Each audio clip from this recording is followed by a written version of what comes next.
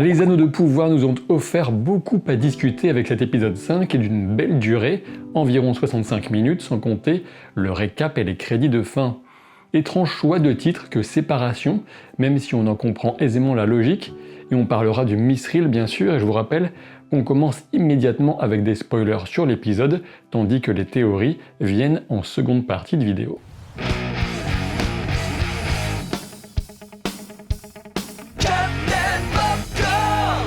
Avant d'aller plus loin, j'ai une super bande dessinée à vous faire découvrir. Invincible, vous connaissez sans doute déjà puisque cette BD de Kirkman et Otley a acquis une réputation aussi large que méritée dans le genre super-héroïque qui ne retient pas ses coups. Aujourd'hui, je vous parle du volume 7 de l'intégrale de cette série immanquable et qui m'avait pourtant beaucoup manqué. On retrouve bien sûr Mark Grayson au cœur des aventures cosmiques et terrestres de ce joli bébé, un format de prestige pour 352 pages de bonheur réunissant les volumes originaux 71 à 84. Mark est invincible et, rappelez-vous, son père, Omni-Man, est un Viltrumite. Et pour faire dans l'euphémisme, tous les Viltrumites ne sont pas des anges et la guerre fait rage entre eux et la Confédération des planètes. Cette intégrale nous fait voyager entre combats dantesques et destructeurs autant pour les corps que pour les bâtiments ou même les planètes, mais l'auteur sait aussi y revenir aux aspects plus intimes de la vie quotidienne d'un super-humain sur Terre. Cet opus se permet tout entre enjeux de space opéra, combats à mort entre personnages surpuissants et questionnements sur la meilleure façon d'user de son pouvoir, avec en filigrane cette idée selon laquelle les mots ont parfois plus d'impact que les points. Enfin bon, sauf quand il s'agit de traverser 50 km de granit. J'ai bien compris que ce n'était pas le cas de tout le monde, mais de mon côté, je me sens bien en regardant cette série, avec cette impression de revenir en terre du milieu, et d'une certaine façon, j'aimerais que cette impression ne s'arrête jamais, et je crains chaque arrivée de fin d'épisode. Mon principal regret pour cette saison reste son nombre d'épisodes justement. Je pense que le rythme actuel de progression de l'histoire aurait été parfait avec 10 épisodes, mais avec les 8 que nous avons, je me demande si les 3 restants seront suffisants pour raconter tout ce que j'aimerais voir sur cette première saison. Je fais partie de ceux qui apprécient les séquences avec les pieds velus, et dans cet épisode, encore plus peut-être. J'ai même été frustré de ne pas passer plus de temps en leur compagnie, ce qui vient rejoindre ma crainte quant au nombre d'épisodes. Les paysages étaient magnifiquement mis en valeur et le mode de vie de ces petits nomades avançant courageusement dans cette immensité, en sachant toutefois profiter des moments de partage, voilà une vision qui a le pouvoir d'autant réchauffer le cœur que de venir un peu le serrer. L'étranger commence à maîtriser le langage de ses petits compagnons de voyage et on peut remarquer que Nori lui parle de leur destination Grand Verger, un endroit empli de pommiers, ce qui nous ramène à la toute première affiche des mains de l'étranger qui tenait ce fruit. Les notions de danger, de bien et d'aide semblent travailler ce personnage qui reste entouré de mystères. Poppy entonne une chanson de sa mère, une façon d'aider les pieds velus à avancer, mais aussi sans doute de poursuivre son deuil et de se remémorer de façon tendre cette famille qui lui a été arrachée par un glissement de terrain. Les marais traversés correspondront plus tard aux marais morts puisque les pieds velus ont commencé la saison au Rovanion et se dirigent maintenant clairement vers le sud-sud-est. La carcasse de rouleaux de pieds velus vient encore souligner l'âpreté de leur mode de vie et joue du contraste avec le goût du confort et l'horreur de la prise de risque qu'on retrouvera au troisième âge chez la plupart des hobbits. La notion de voyage, de ne pas être forcément perdu même si on découvre et qu'on s'émerveille, vient accompagner ce plan de l'étranger dressé, seul et contemplant les cieux et notamment la lune. On pourrait sans doute penser à une chanson Hobbit sur l'homme tombé de la lune, mais on discutera de tout ça plus en détail dans la partie théorie. Les 3 femmes vêtues de blanc qui examinent le site de chute de la météorite sont de manière flagrante au service des forces du mal. On a leur expression dérangeante, la musique qui accompagne leur apparition et même le montage volontairement surprenant qui fait passer la figure au centre du trio de la hauteur du promontoire rocheux jusqu'au sol sans y préparer le spectateur. À l'arrière de l'objet tenu par l'une d'elles, cette sorte de plateau, on remarque la constellation que l'étranger essayait de montrer à Nori et Poppy, notamment avec les lucioles. On peut tenter de discerner certains éléments sur le harnais décoratif de la femme blonde qui est certainement la meneuse dans ce trio, mais c'est évidemment un sujet pour la section théorie. La scène de l'elfe Adar face au soleil permet de jouer sur les notions d'ombre et de lumière qui traversent littéralement l'œuvre de Tolkien. On retrouve également la cruauté et un reste de délicatesse dans la façon dont il demande à l'orque de s'exposer avant de recouvrir à nouveau son bras. De toute évidence, Adar entend mettre en œuvre un plan relatif au soleil qui reste le principal obstacle au déploiement des orques et qui explique leur nécessité de creuser un tunnel. Et on peut sans doute voir un parallèle entre l'étranger sous la lune et Adar au soleil, à moins que tout ça ne soit un plan de communication savamment orchestré pour promouvoir une ancienne chanson de Jennifer. Désolé. La lumière et ses sources, un thème qui reviendra avec celle des Eldar justement et l'inquiétude du haut roi Gil-galad. Une des premières séparations promises par le titre de l'épisode survient au sein des rangs des réfugiés d'Ostyris. Bronwyn tente de tenir le rôle de ce roi dont ils attendent le retour et qu'on pourrait assez logiquement supposer correspondre à Halbrand. Le problème, c'est que la perspective de combattre une horde d'orques quand on n'est qu'une bande de paysans plus ou moins bien nourris, c'est que l'envie de se rendre pour sauver sa peau vient jouer sur l'attrait pour la facilité et le simple instinct de survie, bien entendu. Walreg prend donc la tête des déserteurs, mais je suis étonné qu'il n'ait pas tenté au préalable de récupérer la fameuse épée brisée, d'autant qu'elle lui appartenait ou du moins qu'elle était cachée dans sa grange. Et je pense qu'on peut pointer là une facilité scénaristique pour maintenir l'intérêt d'Adar pour la tour, afin de mettre la main sur ce MacGuffin qui ne finit pas de nous intriguer. Du côté de Númenor, ni Elendil, ni sa fille Eärien ne veulent voir Isildur partir à la guerre, mais pour des raisons bien différentes. Déjà sur la question d'une armée de métier sur Númenor, ou plutôt de son absence, je ne pense pas qu'il faille en être très surpris. Et oui, dans cette version compressée de la chronologie du Deuxième Âge, on peut supposer que l'île n'a jamais été en conflit militaire avec quiconque. Si l'absence d'une armée semble logique, la présence d'une marine peut poser question car, au final, à quoi sert-elle s'il n'existe pas de relation avec la Terre du Milieu, ni avec le Valinor?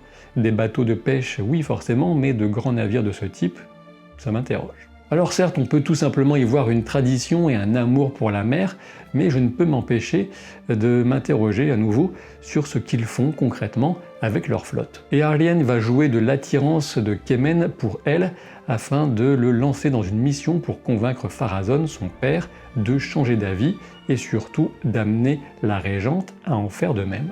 La discussion entre le père et le fils nous éclairera quant aux motivations de Pharazôn, qui voit dans cette expédition maritime et guerrière une opportunité d'enrichir Númenor dans une perspective impérialiste et presque colonialiste. En effet, il évoque les humains inférieurs de la Terre du Milieu et la notion de tribut qu'ils devraient verser à leur sauveur. On l'a bien compris, le premier conseiller imagine déjà Halbrand comme celui qui aura une dette envers Númenor.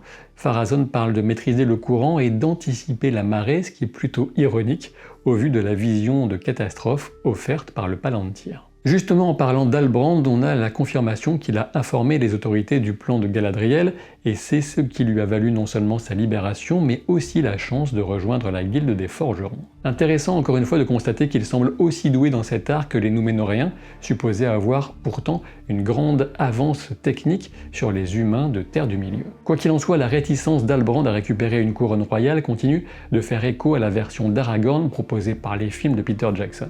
Et oui, deux fardeaux de lignage, mais pour des raisons opposées, un héroïsme, un héritage écrasant pour Aragorn avec l'espoir de tout un peuple pesant sur lui, alors que du côté d'Halbrand, la culpabilité d'avoir mal agi qui le ronge. On pourra tenter de deviner de quoi il s'agit dans la partie théorie. La dynamique entre Galadriel et Halbrand fonctionne mieux, je trouve, dans cet épisode. Comme la plupart d'entre vous, je suppose, j'ai hâte de voir l'armée prendre la mer, pour les raisons que j'évoquais en introduction, quant au nombre d'épisodes de cette première saison. De retour auprès des pieds velus, les discussions sur les périls du chemin amènent l'étranger à répéter ce qu'il entend, plus facile dans le noir, tandis qu'il scrute les cieux. Vous avez deviné? Oui, c'est un point qui me semble facile de manquer, alors qu'il recèle potentiellement un bel indice, et donc c'est pour les théories. Quoi qu'il en soit, une chose est certaine, Malva a un cœur de pierre, elle pousse sans cesse Sadok à abandonner la famille Brandyfoot et l'étranger, voyant en sa présence l'origine de l'état de la nature environnante. On peut évidemment en conclure que Malva est Sauron, le meilleur indice étant que les génies du mal adorent manger des champignons. C'est connu. Les doutes de Malva seront sans doute levés alors que l'étranger sauve ses fesses ainsi que celles de Nori et Poppy dans une démonstration d'onde de choc qui laisse son bras étrangement blessé. Pendant ce temps, Galadriel nous fait une jolie démonstration d'escrime et de coordination. Outre la beauté de la musique de Bear McCreary, qui ne l'a jamais démerveillé, cette scène légère souligne autant l'expérience de l'elfe que l'inexpérience des Núménoréens. On sait que 500 hommes doivent prendre la mer, mais je me demande comment ce nombre a été déterminé et jugé suffisant. Aussi l'occasion de nous rappeler qu'Halbrand est une machine de guerre, de toute évidence, et qu'il pourrait refaire avec une lame ce qu'il avait fait avec ses poings dans la ruelle. On peut supposer que les remords de l'homme ont un lien avec cette violence dans laquelle il excelle, mais comme vous, sans doute, j'ai carrément envie de le voir en action. Lorsque l'étranger se concentre sur son bras endolori, on peut observer qu'il s'est arrêté sur un site de ruines. Bien difficile de deviner de quelle civilisation proviennent ces ruines et qui a pu les laisser ainsi, donc à l'abandon par définition avec des ruines, et surtout aussi loin à l'est, sans doute des humains et peut-être des humains au service de Morgoth, ça semble même probable. Je n'ai malheureusement pas trouvé de traduction complète pour les paroles prononcées par l'étranger à cette occasion, mais ce qui est sûr c'est que c'est du Quenya, du haut elfe, et on peut discerner a priori les mots lumière et soin. Pour le moment, on a vu l'étranger en lien avec les éléments du feu et de la glace, et cette fois c'est trop pour Nori qui prend la fuite, peut-être une autre des séparations annoncées par le titre. On ne le saura que dans l'épisode 6, enfin je suppose, j'espérais une scène de plus côté pieds velus, mais non, petite frustration pour moi de ce côté. Olin donne toute la ruse de Durin et mise en valeur alors qu'il parviendra à éviter de répondre à une question de Gil-galad en inventant une histoire sur la préciosité de la pierre leur servant de table. On avait déjà vu cette scène du repas dans les éléments de communication, mais elle est vraiment magnifique en termes de décor comme de lumière. Comme on s'en doutait, le serment d'Elrond envers son ami Durin est immédiatement mis à l'épreuve. Pour le moment, j'ai du mal à cerner Gil-galad et à retrouver en lui le personnage décrit par Tolkien. L'objectif consiste bien sûr à amener une évolution du personnage entre ce moment et la guerre de la Dernière Alliance, tout comme Galadriel ne restera pas bloqué en mode « je ne peux pas m'empêcher de rechercher la vengeance ». Toutefois, outre le portrait d'un Gil-galad manipulateur, je m'interroge surtout sur l'efficacité de son approche en envoyant Elrond sans même lui dire ce qu'il recherchait. Alors de fait, Elrond a obtenu des confidences de Durin sur le Mithril, mais le pari du roi semble ne reposer sur rien de bien tangible. On remarque aussi au passage l'usage par Gil-galad du nom d'Elrond Peredel, le demi-elfe, comme s'il s'agissait de lui rappeler une supposée infériorité, not cool Gilly. Ce qui pose pour le moment le plus grand problème potentiel de cohérence et de traitement jusqu'à présent dans la série, c'est ce qui semble être inventé au sujet des origines du Mithril et surtout ce que les elfes comptent en faire. Voici donc cette légende apocryphe d'un arbre au sommet des montagnes de brume défendu par un elfe et attaqué par un balrog alors qu'il contenait peut-être le dernier Silmaril et que la foudre serait venue le frapper pour transformer ce mélange de lumière et de noirceur en un métal unique. Si les scénaristes utilisent le terme de légende apocryphe, c'est pour tenter de jouer la connivence avec les spectateurs qui savent qu'il s'agit d'une invention qui ne provient absolument pas des écrits de Tolkien, qui n'a jamais donné le moindre indice d'un lien entre Mithril et Silmaril. Bien entendu, l'iconographie très marquante de cette opposition entre un elfe seul et un balrog vient chercher du côté des affrontements légendaires du Premier Âge, notamment ceux de Glorfindel et d'Ectelion, qui, à différents moments de la chute de la cité de Gondolin, ont chacun abattu un balrog en combat singulier et en le payant de leur vie. Toutefois, ce chant des racines d'Issaeglir, comme l'appelle Gil-galad, est bien une invention et Issaeglir est simplement le nom Sindarin pour les montagnes de brume. Cette invention ne me gêne pas puisqu'elle est présentée comme très hypothétique et qu'elle ne vient rien contredire en particulier. Ce qui est nettement plus gênant, en revanche, à mes yeux en tout cas, c'est ce qui suit, à savoir l'idée selon laquelle de grandes quantités de Mithril pourraient empêcher que la lumière des Eldar ne s'étiole. Le processus d'affaiblissement de l'esprit des elfes, de leur lumière, est avéré et c'est même un thème essentiel à leur sujet dans les écrits de Tolkien. Néanmoins, cette notion d'un déclin si rapide qu'il surviendrait en un an ou même une saison, voilà qui n'a aucun sens, c'est un processus qui va s'étirer sur des millénaires. Le reste vient dans l'échange entre Celebrimbor et Elrond bien sûr, puisque le maître artisan savait pour le Mithril et assure que c'est une solution potentielle. Justement, quant à cette supposition que le Mithril pourrait empêcher le phénomène, je comprends d'où cela provient, mais la façon dont cela est présenté semble, pour le moment, n'avoir aucun sens. L'origine du raisonnement se situe tout simplement dans les anneaux de pouvoir et leur principal effet, à savoir ralentir le désenchantement du monde et, d'une certaine façon, l'étiolement des elfes. C'est ce phénomène qu'on voit à l'œuvre en Lothlórien, notamment le royaume sylvestre de Galadriel et Celeborn, et ce essentiellement du fait de Nenya, l'anneau de Mithril et de diamant porté par Galadriel.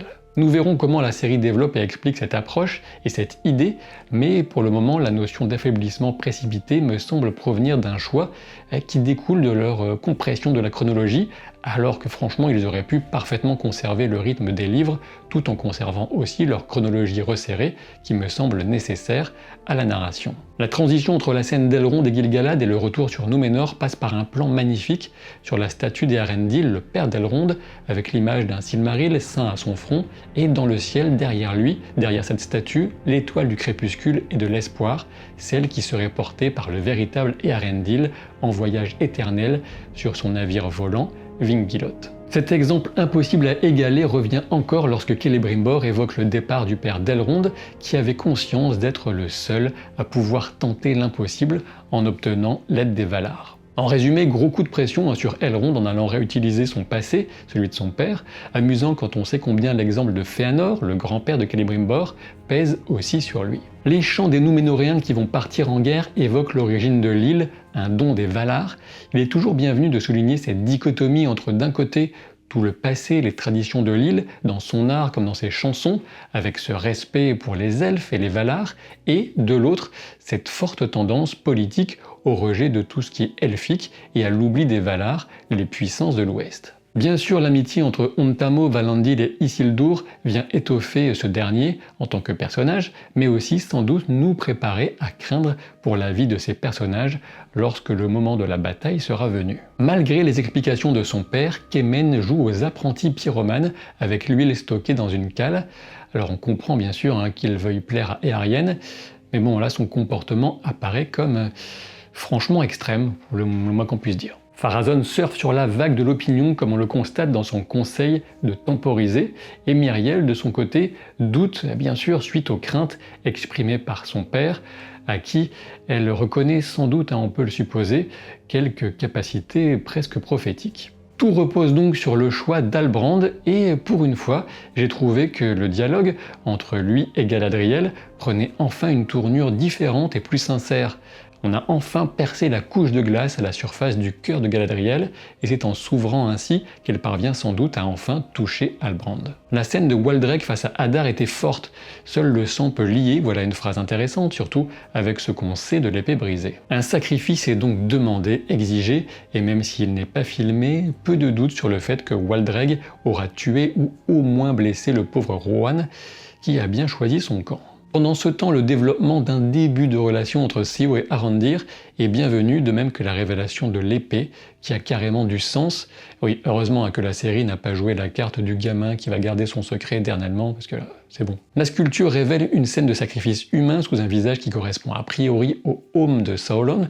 On a d'autres figures comme un loup et sans doute un orc qui apparaissent, je suppose, comme des serviteurs du mal. La présence de cette sculpture dans la tour elfique pose évidemment question, comme si elle avait été construite sur les ruines d'un royaume plus ancien, a priori celui des humains au service de Morgoth, ce qui vient un petit peu recouper avec les ruines de tout à l'heure. Alondir suppose que l'épée est une clé, et je reviendrai bien sûr sur ce point dans la partie théorie. Bronwyn perd espoir et la poussière qui tombe de la tour de garde nous révèle que le fameux tunnel des orques est sans doute arrivé juste en dessous ou pas très loin. La pesanteur et la malédiction d'appartenir au peuple du Sud-Est sous la coupe des seigneurs du mal reste un sujet passionnant, je trouve, et j'espère qu'il sera exploré plus avant et avec nuance dans les saisons à venir. Une chose est certaine, les orques sont en marche et ça va barder dans l'épisode 6. Enfin, j'espère. Entre Elrond et Dwalin, l'alchimie fonctionne toujours à merveille et Elrond confirme cette idée saugrenue selon laquelle les elfes périraient au printemps sans Mithril. La réaction de Dwalin ne fait que renforcer la sympathie du personnage, notamment cette façon avec laquelle il va savourer l'importance de son choix pour l'avenir de tous les elfes. Et que Gil-galad observe la scène depuis des hauteurs ne semble que le rendre plus antipathique encore. Un sacré chemin à parcourir pour qu'il gagne le cœur des spectateurs, et un portrait qui me laisse toujours un peu perplexe pour le moment. La marche guerrière de Númenor, les costumes de Míriel, Halbrand, les navires, l'armure de Galadriel, tout est splendide dans le final de cet épisode. Alors évidemment, cette armure de Galadriel doit provenir des réserves de l'île, sans doute un cadeau provenant des trésors des temps anciens. Enfin, petit coup de génie d'Elendil qui va permettre à son fils d'être bien vu par ses camarades en lui confiant l'une des tâches les plus ingrates de cette traversée, à savoir pelleter du crottin. Avant d'en venir aux théories, je vais bien sûr vous demander de vous abonner à la chaîne qui, grâce à vous et encore merci, a atteint les 500 000 abonnés. Plus qu'à doubler la mise pour un joli trophée doré. Peut rêver. Vous le savez, vos commentaires sont précieux aussi bien que vos pouces en l'air, alors je compte sur vous. Attention, soyez prêts, les théories vont commencer dans 10 secondes, enfin plus ou moins. Je commence par Halbrand malgré les nombreux clins d'œil pour venir nourrir les suppositions, surtout durant l'épisode 4. Je ne l'imagine toujours pas dans le rôle de Sauron, et si je prononce Sauron comme ça, ce n'est pas à l'anglaise. Pour rappel, c'est pour tenter de respecter les règles définies dans les langues inventées par Tolkien. Halbrand a tué par le passé, c'est évident, s'il n'est pas le père de Sio, il a pu justement le tuer pour une raison à découvrir. Qu'il soit ou pas le père de Sio ou son meurtrier, je me demande si on ne nous prépare pas un petit trio amoureux Bronwyn, Arlandir, Halbrand. J'en sais rien. Je vais maintenant venir à quelque chose de beaucoup plus costaud qui concerne un enjeu majeur de fin de saison, avec les notions d'ombre et de lumière. Clairement, Adar a quelque chose en tête pour se débarrasser du soleil, et il n'y a pas 36 solutions pour parvenir à en masquer les rayons. On sait que dans la région, on a quelque chose qui s'appelle le Mont Destin, un volcan. D'une manière ou d'une autre, l'épée doit permettre, avec un sacrifice sans doute, de relancer l'activité volcanique. L'éruption et ses projections atmosphériques masqueront le soleil et les orques seront enfin libres d'aller et venir. Ce qui est troublant, c'est que l'étranger semble au courant d'une certaine façon de ce plan. En effet, rappelez-vous, il répète « ce serait plus facile dans le noir ». Il observe la lune quand Adar observe le soleil, alors il reste possible de croire que l'étranger a été envoyé pour contrecarrer ses plans, avec la piste d'un Istari bien sûr, mais je continue de défendre l'idée qu'il est Sauron. Je ne vais pas redévelopper mon argumentaire à ce sujet, mais attirer plutôt votre attention sur 4 nouveaux éléments. Le premier, c'est la scène d'ouverture et la façon dont l'étranger semble découvrir et envisager le concept selon lequel il serait bon. Bon, Sauron l'était à la création de l'univers avant de succomber à la tentation de Melkor. Il se désigne aussi lui-même comme un péril, quelque chose qui rend les gens morts, pour reprendre les termes de Nori. Nori ne le prend pas au sérieux, mais je pense qu'on peut y voir un éclair de lucidité chez un Sauron qui reste encore masqué à lui-même afin de retrouver sa pleine identité plus tard. Le deuxième élément, c'est le harnais de la prêtresse vêtue de blanc. On distingue au centre ce qui ressemble à un visage d'homme barbu qui crie. Au-dessus de lui, on a un croissant de lune. Est-ce que ça ne vous rappelle personne? Il va de soi que ces 3 femmes sont au service du mal, et si elles cherchent l'étranger, ce n'est pas, je pense, pour le chasser ou pour le vaincre, mais pour veiller à ce qu'il recouvre enfin son identité et ses pleins pouvoirs. Troisième élément, la glace et le feu. Ce n'est pas une pub cachée pour les livres de J.R.R. Martin, mais plutôt les 2 éléments associés au mal, et notamment à Morgoth, dans les écrits de Tolkien. Étrangement, ce sont aussi les 2 éléments directement associés à l'étranger, une flamme qui ne brûle pas et une glace qui ne gèle pas. On pourrait sans doute aussi évoquer le bras de l'étranger et la similitude avec celui de Sio et l'effet de l'épée, mais pour l'instant ça reste flou et je suppose que c'est un effet différent, comme si peut-être le corps actuel de l'étranger n'était pas suffisamment puissant pour contenir tout le pouvoir de Sauron.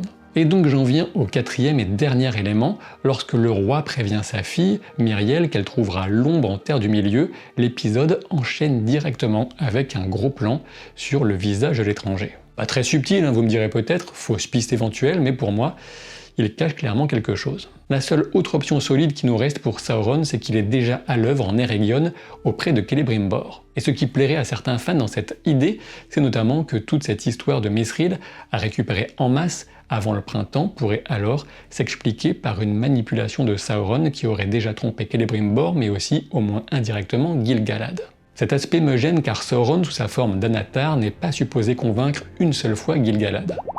Quoi qu'il en soit, je suis confiant sur une révélation en fin de saison et je me demande qui devra être sacrifié pour permettre soit l'explosion du Mont Destin, soit l'éveil véritable de Sauron, ou les 2 à la fois, si mes théories sont justes du moins. Merci beaucoup, je vous dis à très vite pour de nouvelles aventures. Salut!